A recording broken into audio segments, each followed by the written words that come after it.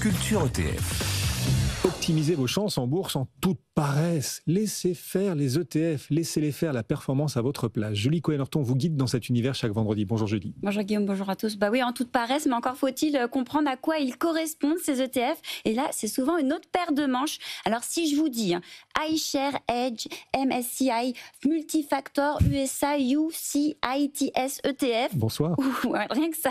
Ou alors Van Eck, ça doit être néerlandais, je sais pas. Oui. Vector, Morningstar, Wide, Moat, ETF. Bonsoir. Franchement, ça peut faire un petit peu mal au crâne. Alors, comment déchiffrer ces acronymes? Comment savoir à quelle thématique ils correspondent et comment bien les sélectionner? Notre traducteur, accessoirement PDG de Galilée AM, c'est Ronnie Michali. Bonjour Ronnie. Bonjour Julie. Merci d'être avec nous. Alors, avant de nous aider à décrypter les acronymes des ETF, on est fin octobre. Où en est-on concernant les flux globaux des ETF observés depuis le début de l'année et notamment sur les ETF thématiques? Alors, j'ai les flux des ETF en Europe. Ça va nous donner quand même une bonne indication. Plus 226 milliards de collecte sur les ETF actions quand même depuis le début de l'année. C'est beaucoup plus que les ETF obligataires, plus 60 milliards, et encore beaucoup plus que les ETF sur les matières premières, 14 milliards. Par contre, on a une collecte un petit peu timide. On est positif quand même sur les ETF thématiques.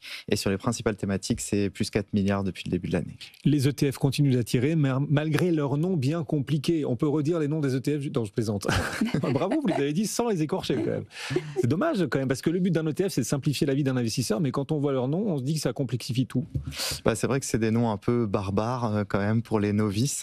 Alors, je suis venu avec deux exemples pour vous à décrypter. Donc, premier, c'est un ETF action. C'est le Amundi S&P 500 Swap UCITS ETF Euro Hedge Hack. Alors, allons-y, faisons l'exercice. Donc, on commence toujours par le fournisseur de l'ETF. Ici, c'est Amundi, ça aurait pu être iShares, etc. Mais là, c'est Amundi. Ensuite, on va retrouver toujours l'indice qui est traqué, donc le S&P 500, l'indice américain phare. Ensuite, swap, c'est le mode de réplication. Donc ici, c'est une réplication qui est synthétique. Quand on a le mot swap, c'est toujours synthétique et à la différence de la réplication physique qui est vraiment la réplication qui existait initialement. Alors ça, c'est un mot qui est optionnel. Ensuite, UCITS, c'est le cadre réglementaire européen qui va protéger les investisseurs. ETF, c'est transparent. Euro Hedge, ça veut dire qu'on est couvert en devises. Et HAC, ça veut dire qu'on capitalise les dividendes. C'est la politique de dividendes. Alors, on a vu passer d'autres acronymes un petit peu alambiqués. Il y a notamment TQQQ, MOAT. On a le sentiment qu'ils sont davantage pensés pour les experts plutôt que pour faciliter la vie des investisseurs. Exactement. Alors évidemment, en fait, les ETF sont utilisés par les institutionnels et aussi par les particuliers. Donc en fait, on met le plus de détails possible dans le titre. Mais si on devait détailler chaque mot, bien on aurait des pavés. Donc c'est un peu qui peut le plus, peut le moins ici pour le coup. Et donc on met le plus de détails. Enfin, les émetteurs d'ETF mettent le plus de détails possible dans le nom. Mais c'est vrai que pour les particuliers, il n'y a pas le choix, Julie. Il faut écouter votre chronique pour tout comprendre. Surtout votre propos. Et alors, en attendant, il y a une thématique qui se distingue, c'est celle des ETF cybersécurité. Est-ce que vous avez des exemples d'ETF à déchiffrer pour nous et qui sortent un petit peu du lot ? Absolument. Alors, celui qui nous a intéressés sur cette thématique cybersécurité, c'est le iShares Digital Security UCITS ETF. Donc là, normalement, avec l'explication de texte, ce nom n'a plus de secret pour vous. Ça reste compliqué à prononcer. Ouais, tout à fait. Alors, un petit mot juste sur la thématique cybersécurité. C'est devenu une nécessité vitale. C'est plus une option. C'est une entreprise sur deux qui a une perte de chiffre d'affaires après une attaque. C'est 30% des entreprises qui sont contraintes de supprimer des emplois après une attaque.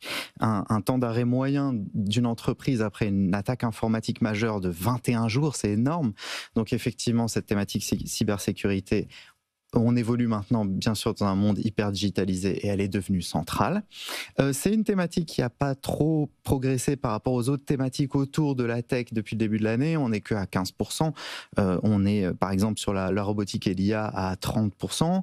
Et sur le cloud, on est à plus 24%. Donc, c'est vraiment une thématique qui reste avec une progression, on va dire, modeste depuis le début de l'année. Et cet ETF nous a intéressés parce qu'il a des frais de gestion qui sont relativement faibles, 0,4, alors que la moyenne, c'est plutôt 0,50, 0,55. Un bid-ask spread resserré. et une bonne tracking error, une bonne tracking difference. Toujours la même grille de lecture pour étudier les ETF. Oui. On rappelle son nom, celui-là, iShares Digital Security UCITS ETF. C'est ça. C'est ça. Exactement. Ouais. Bravo Guillaume. Ah, bien. Merci beaucoup, Ronnie, de nous avoir accompagnés. Ouais, c'est intéressant de comprendre pourquoi les ETF s'appellent comme ils s'appellent. Tiens, c'est vrai qu'on peut toujours se poser la question. Merci Ronnie Michali donc pour Galilée Asset Management. Dans un instant, la suite de BFM Bourse, Julie Cohen-Horton et ses experts chaque jour, Culture ETF.